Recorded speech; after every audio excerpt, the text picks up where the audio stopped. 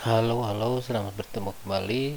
Pada video kali ini saya akan coba menjelaskan bagaimana kita bisa menggunakan aplikasi Zoom untuk kuliah online, khususnya untuk melakukan tatap muka online atau video conference dengan mahasiswa, di mana kita berperan sebagai seorang dosen atau sebagai tutornya.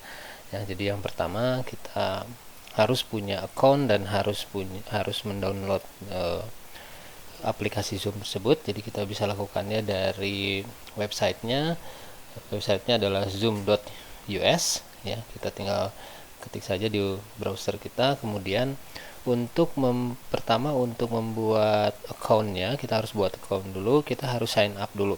Sign upnya di sini di kanan atas, kita tinggal klik sign up. Kemudian kita tinggal tulis email kita. Kemudian kita tinggal sign up. Selanjutnya nanti akan ada username dan password seperti itu. Itu kita tinggal buka emailnya saja. Nah, kemudian untuk melakukan download aplikasinya, kita bisa dari website ini juga, yaitu dari resource di kanan atas. Kemudian tinggal download Zoom client ya. Download Zoom client, kita pilih yang paling atas, yaitu untuk Zoom client for meeting. Kita tinggal download, tinggal klik ini, kemudian nanti akan download ke folder yang kita inginkan ya. Nah, bila sudah download, kita tinggal ekstrak dan install. Nah, bila sudah diinstal ya, sebenarnya nanti akan muncul seperti ini ya. Misalnya kalau ada di komputer kita seperti ini contohnya ya. Mungkin muncul di desktop atau kita simpan di tempat lain. Saya tidak simpan di desktop, saya simpan di sini. Nanti rekan-rekan tinggal cari saja di mana kita installnya. Di sini Zoom kita ya. Kemudian kita tinggal klik saja start Zoom. Ketika kita klik start ini Zoom, maka munculnya pasti akan seperti ini ya, akan seperti ini. Ini atau tampilan utama atau tampilan pertama bila kita klik aplikasi Zoom ini. Jadi yang digunakan di sini karena kita sebagai tutor, maka biasanya kita akan menggunakannya ini, kita akan berperan juga sebagai admin. Berarti kita akan menggunakan new meeting seperti ini. Sedangkan untuk yang join ini akan digunakan oleh mahasiswa, nanti kita akan gunakan juga. Nanti kita coba gunakan. Ya, kemudian untuk schedule ini kita akan gunakan untuk melakukan pertemuan yang kemudian kita jadwalkan. Seperti itu. Nah, yang pertama nanti kita akan gunakan dulu yang new meeting ini. Kita akan coba yang new meeting ini. Baik, kita coba untuk memulai kelas online. Jadi yang pertama yang harus dilakukan, kita klik new meeting ya, new meeting, karena kita berperan sebagai tutor dan sebagai administratornya, adminnya. Nah, yang pertama kita harus klik join computer audio ya. Dengan demikian bahwa untuk kuliah online ini komputer atau laptop kita harus diperlengkapi setidaknya mic atau mikrofon, atau juga kamera bila dibutuhkan. Yang jelas mikrofon harus seperti itu ya. Kita join komputer audio dan muncul seperti ini. Ini gelap ini karena saya matikan kameranya. Nanti kalau saya tidak matikan kameranya, ini biasanya langsung ada gambarnya seperti itu. Nah, saya akan perkenalkan beberapa tombolnya dulu. Yang pertama yang di kiri ini, di kiri paling bawah ini ada gambar mic. Ini mengindikasikan mic saya berjalan dengan baik ya. Kita bisa lihat seperti ini ya.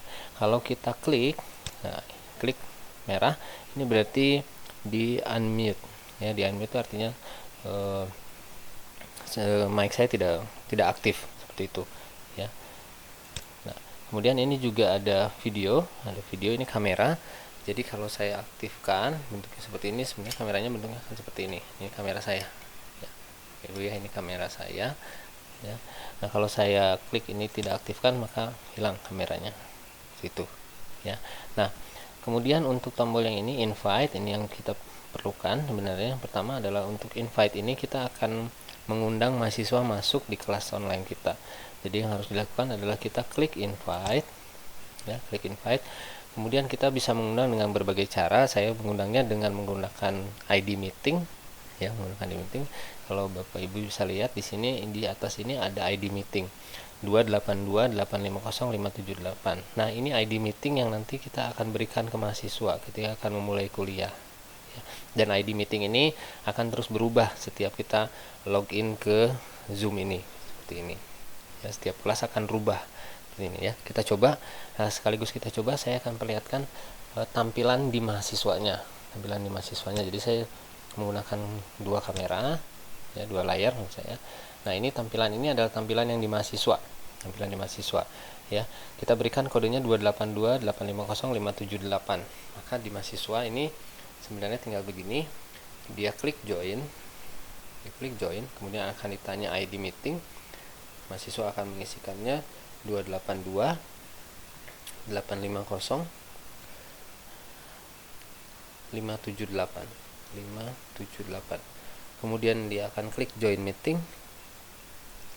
Nah, join meeting ini sudah tersambung, namun ditanya password.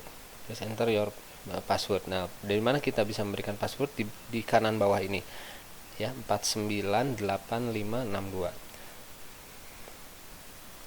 498562. Kemudian mahasiswa akan klik OK. Nah, ini sudah tersambung ke mahasiswa. Ya, sudah tersambung ke mahasiswanya seperti itu ya. Nah, sebenarnya mahasiswa juga bisa lihat gambar kita kalau kita aktifkan. Nah, ini tampilan yang di mahasiswa. Kita close dulu ya, kita balik ke sini. Jadi ketika kita invite, ini satu orang sudah masuk. Nanti kalau kita undangnya 4, 5, 10 dan sebagainya akan masuk seperti itu ya. Jadi akan tampilan seperti ini. Nah, ini invite untuk mengundang ya. Kemudian saya pindah ke yang manage partisipan ini tinggal kita klik. Nah, kalau kita klik kita bisa lihat mahasiswa mana saja yang ada. Jadi kalau di sininya ini baru satu orang, kalau ada 10 orang yang hadir maka akan 10 muncul di sini ya, 10 muncul yang ada di list kita ini ya. Nah, di list ini kita juga bisa mute all atau unmute all. Artinya seperti ini. Kalau kita mute all, maka semua partisipan ini mic-nya akan tidak diaktifkan. Artinya mahasiswa tidak bisa bicara. Jadi ketika kita ingin bicara, sebaiknya untuk saya sih semuanya di mute all. Kalau tidak, ini akan terlalu ramai seperti itu. Jadi untuk pertama kuliah, untuk melakukan kuliah sebaiknya di mute all. Kecuali nanti pada saat kita akan mahasiswa diberi kesempatan bertanya atau beberapa orang bertanya, maka kita bisa unmute seperti itu ya gitu. Nah, kemudian ini juga sangat berguna tombolnya, yaitu share screen ya, share screen.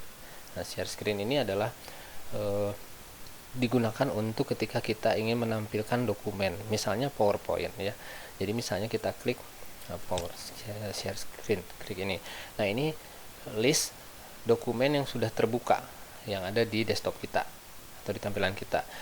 Jadi pertama kali berarti dengan ini misalnya kita akan share PowerPoint, maka PowerPoint-nya harus sudah terbuka terlebih dahulu, sudah open dulu ya. Contoh seperti ini, saya klik ini PowerPoint ini, kemudian kita share.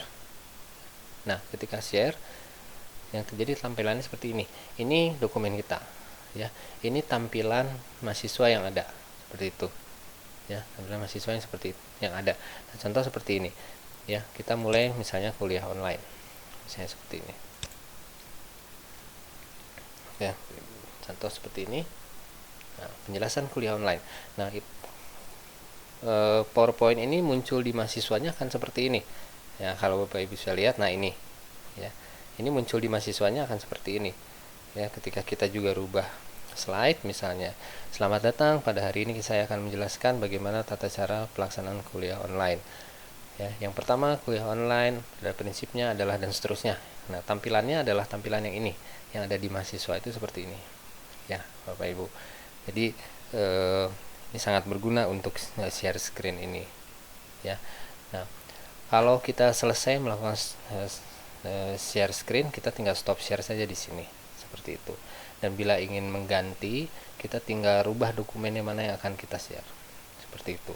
Nah, ini setelah ini biasanya kalau share screen ini menunya hilang, sebenarnya muncul di sini kalau kita ke bawah seperti itu ya, seperti itu Ibu. Nah, saya juga akan perkenalkan ini untuk pause share. Jadi sebentar misalnya kita akan merubah dokumen tapi kita tampilannya tetap ingin share, kita bisa pause share dulu seperti ini Ya, ini untuk menggambar saat share, ini untuk remote controlnya.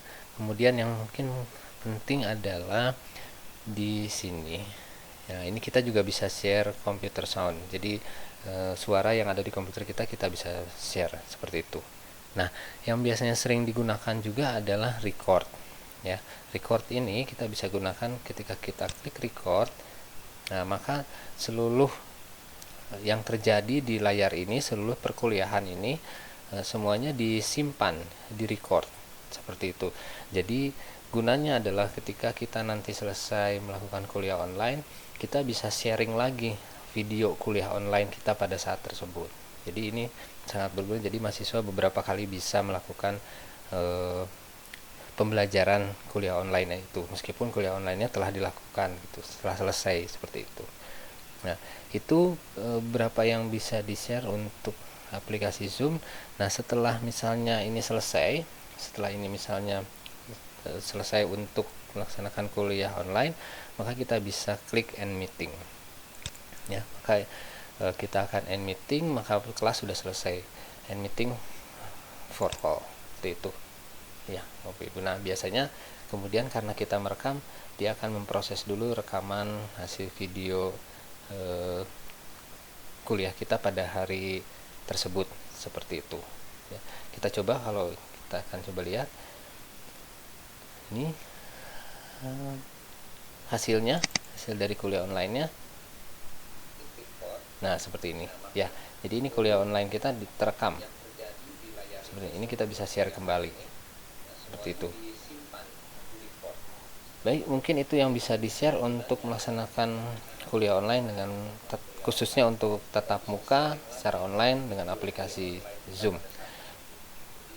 Sebelum diakhiri, saya ingin menambahkan bahwa keterbatasan dalam aplikasi Zoom ini adalah karena kita menggunakan aplikasi Zoom yang free atau tanpa bayar, maka ini punya keterbatasan, yaitu waktu pelaksanaan kuliah online ini hanya dibatasi sampai 40 menit. Apabila lebih dari 40 menit, ini akan kemudian putus hubungannya, kelasnya. Nah, cara yang bisa dilakukan adalah ketika sebelum 40 menit ini berakhir, kita bisa sudahi dulu. Bila kita akan melanjutkan, kita bisa new meeting kembali. Caranya sama dengan yang tadi, seperti itu. Baik, terima kasih.